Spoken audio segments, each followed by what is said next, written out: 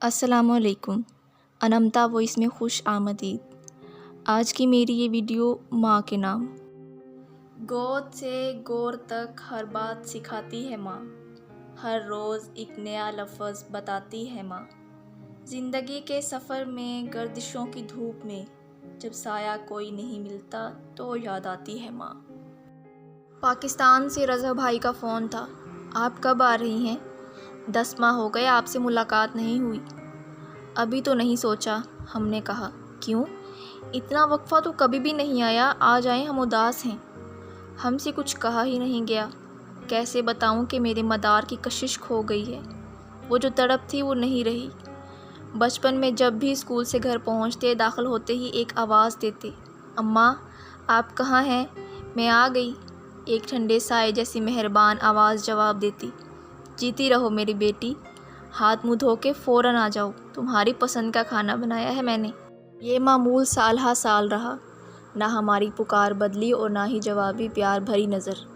زندگی بدلی اور ہمارا ٹھکانہ لاہور میں میڈیکل کالج کا ہاسٹل ٹھہرا۔ ہر ماہ کے آخر میں گھر جاتے، پہلے سے بتایا ہوتا کہ فلاں شام کی ریل سے پنڈی پہنچوں گی۔ بھائی اسٹیشن پہ لینے آتا، گھر قریب آتا جاتا اور دید کی طلب بڑھتی جاتی۔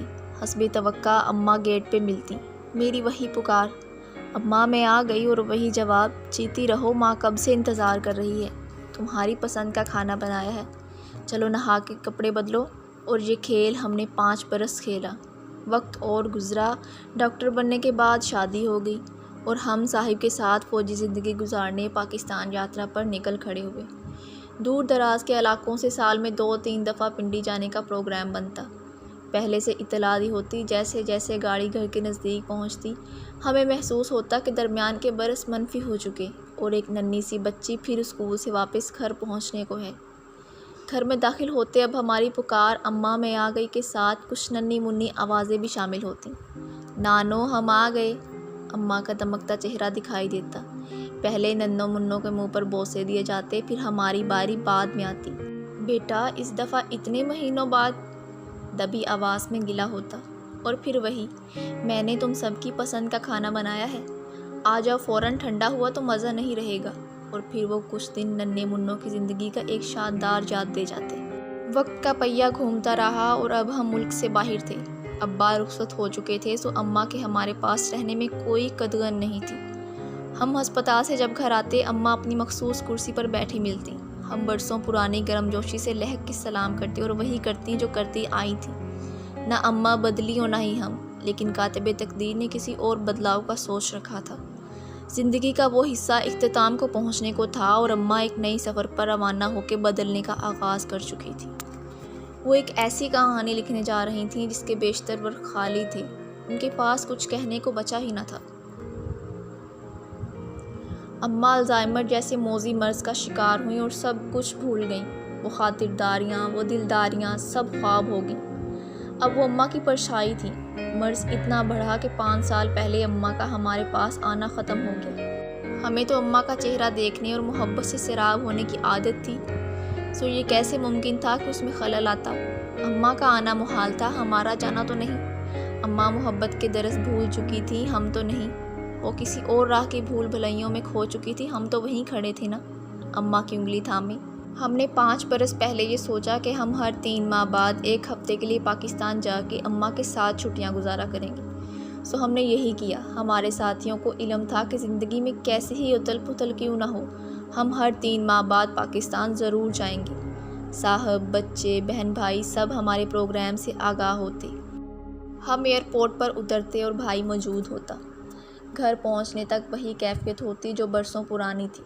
دروازہ کھلتا، ویل چیئر نظر آتی اور ویل چیئر پر وہی مہربان شفقت بھرا چہرہ۔ ہم اسی وارفتگی سے ملتے، وہ ماتھا چومتی، کبھی پہچانتی اور کبھی نہ، لیکن اس وجود کی موجودگی اور آغوش کی گرمی دل کو ہلکورے لینے پر مجبور کرتی اور محبت کے نرم گرم احساس سے بھر دیتی۔ ہماری موجودگی میں دوست احباب ملنے آتے۔ امی اپنی ویل چیئر پہ اپنی اس دنیا میں گم تھیں۔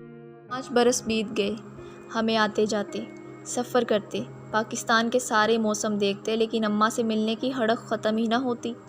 ہر دفعہ وہی اشتیاق، وہی طلب، ذہن میں ایک خیال ضرور رہتا کہ نہ جانے کب یہ چاند چہرہ اوجھل ہو جائے گا۔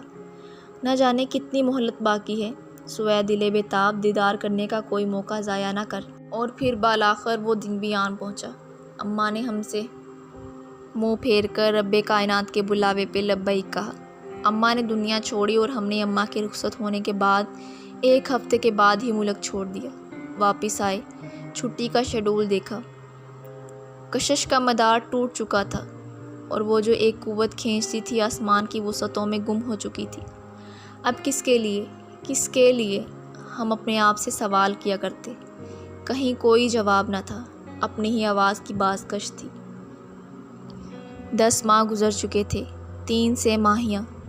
رضا بھائی اور فائزہ بھابھی کا کہنا ہے کہ ان کے گھر سے اماں کی رخصتی کے بعد سب رونقیں بھی رخصت ہو گئیں۔ وہ جو اماں کی عیادت کے لیے آتے تھے اب نہیں آتے، جو چاہت میں آتے تھے ان کا مدار ٹوٹ گیا۔